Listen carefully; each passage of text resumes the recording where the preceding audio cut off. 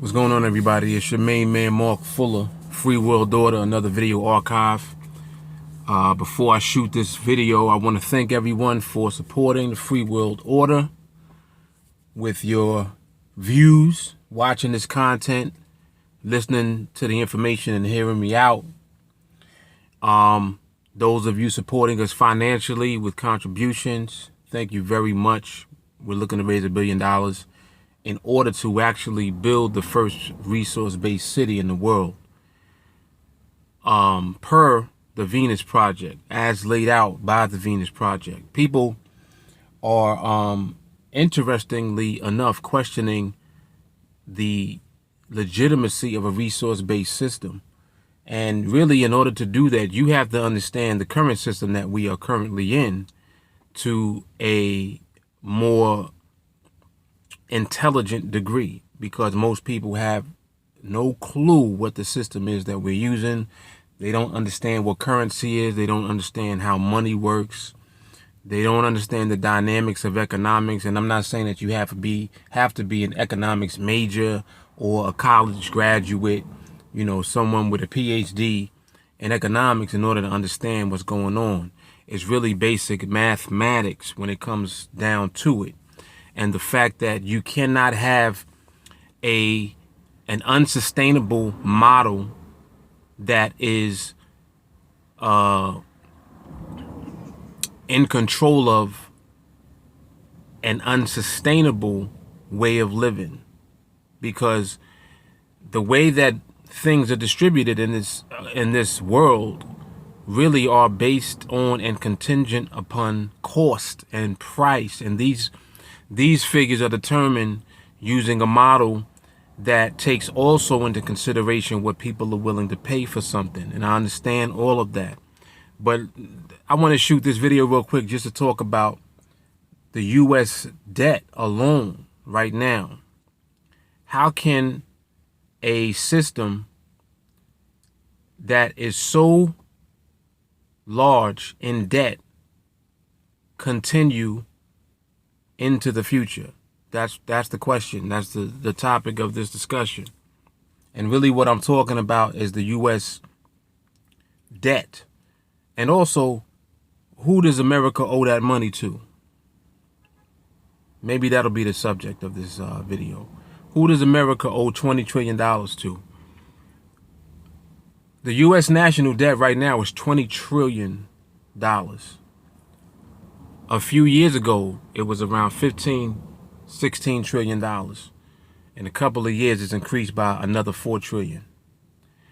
That number will continue to increase as we move forward even more exponentially, because it's speeding up. It's not going to slow down.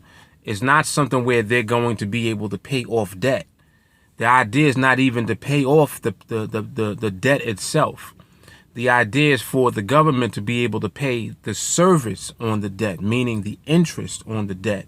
So they figure mathematically, if they're able to afford to pay for the interest on the debt, that it really doesn't matter how large the debt becomes as long as they're able to afford the interest on the debt. That's the basis of, what do you call it? I forgot what they call it. Deficit spending. Forgive me, I gotta recall things sometimes. Deficit spending, meaning that they're spending in the negative on purpose, in the red. Their only concern is to be able to afford the actual money that they borrow, not to pay the debt off. There's no intention of paying the debt off because it's impossible. The economy is not even large enough to pay that debt off. So as money is created, the debt inevitably becomes larger because money is debt. See, people don't understand the concept of how the currency system works. Currency itself is debt. Every dollar that is produced has interest attached to it that is owed to the actual Federal Reserve System or whatever international bank that issues the currency. People think that the government issues the currency. That is not true. It is the international banking system that produces, creates, and issues the currency. If you look at an actual dollar bill, on the dollar bill it says Federal Reserve note.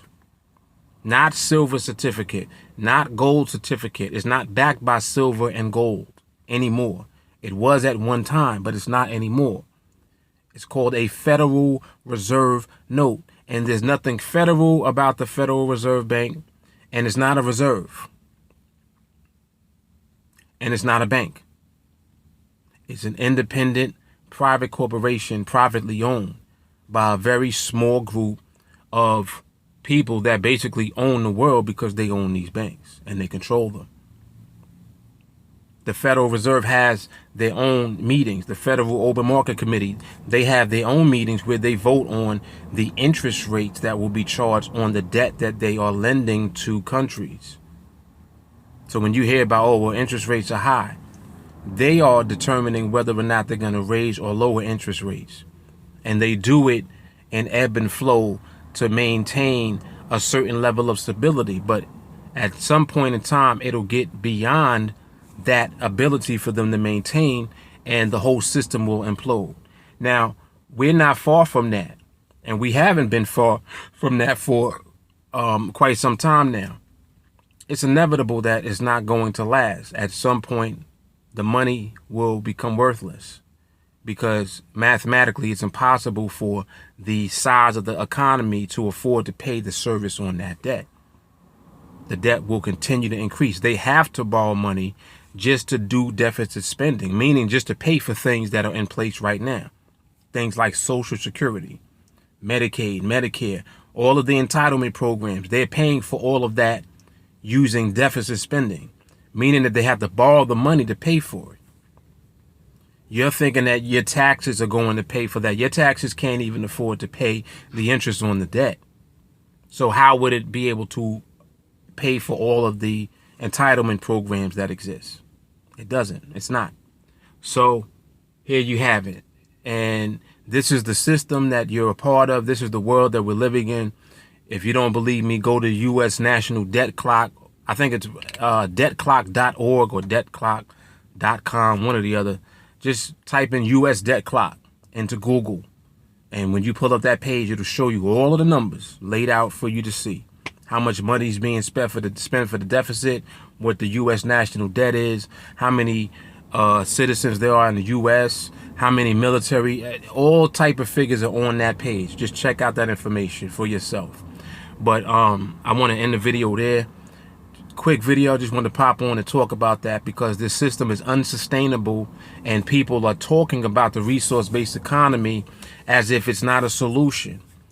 And until you explore what this current system is and you compare it to what the resource-based economy and the resource-based system is, you'll see that the main difference is that we're using the resources of the earth to provide what people want and desire to have. People right now, under this capitalistic free market enterprise system, supply and demand are supposed to meet, but the supply is contingent upon the demand from what the explanation is. In other words, consumers and people that want stuff are determining what the cost of things are based on how much money they're willing to pay. And if the cost of production of whatever that product or service is less than whatever they're willing to pay for it, then it's profitable for the producers and manufacturers of those products, and then they'll proceed to produce and manufacture the product.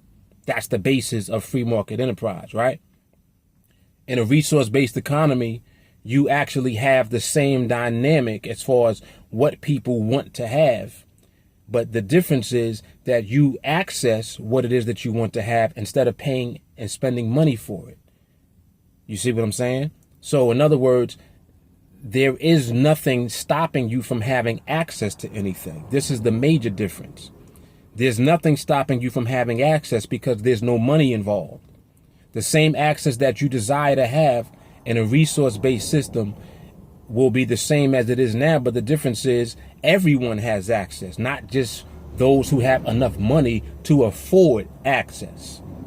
Meaning all the needs and desires that people have will be met using the resources of the planet instead of using a monetary system that regulates who receives what money based on your employment or based on wherever you get money from. That determines where you can live, where your children can go to school, because everything is based on price and that model, meaning that how much things cost determine whether or not you have access to them. You won't have that in a resource-based system, because in a resource-based system, no one will be turned away from what they want. Because whatever it is that you need or desire to have, if the resources are there, you can have it. You see what I'm saying? You see, there's a major difference. Well, what if I want 20 cars? Well, why would you want or need 20 cars for just yourself? So it removes the irrational expectancy that people have when they're dealing inside of the type of paradigm that we're in right now. Right now, if you're a multimillionaire or a billionaire, you might have 100 cars. Do you need 100 cars? No. Well, why do you have 100 cars? Simply because you can afford to have it. You see what I'm saying? But if we're looking at things in terms of what humans need or want to have access to, if everybody wants to have access to the same things, that's fine as long as we have the resources to produce those things. But you are not going to have a behavior where, well, I want 5 cars. Well, is there a need for you to have 5 cars? You can only drive 1 car at a time. When you're finished driving the car, bring the car back and someone else will have access to the car whenever they want access to the car.